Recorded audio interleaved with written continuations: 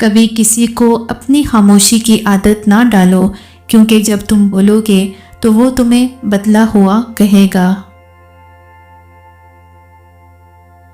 मोहब्बत एक बार होती है, बाकी सब समझौते हैं या तन्हाइयाँ।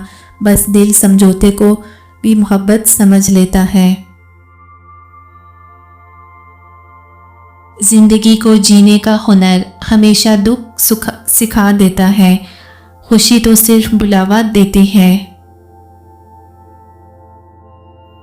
कभी कभी इंसान वो बन जाता है जो कभी वो खुद भी नहीं चाहता, बस वक्त उसे बना देता है। औरत का असल हुस्न चेहरे में नहीं, उसके सब्र में होता है। जो शख्स तुम्हें तुम्हारे सुकूत में समझे, बस वही तुम्हें सच्चे दिल से चाहता है। अल्फाज तो सबको आते हैं। इंसान की असल पहचान उसके अमाल से होती है। अल्फाज तो हर कोई सीख लेता है। जहालत सिर्फ इल्म की कमी नहीं, बल्कि वो जिद है जो सच को मानने से रोकती है और इंसान को अंधेरे में रखती है।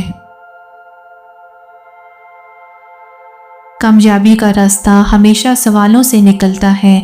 जो सवाल नहीं करता वो सीखता भी नहीं। इंसाफ वही है जो दोस्त और दुश्मन के बीच फर्क ना करे, वरना वो सिर्फ तरफदारी है।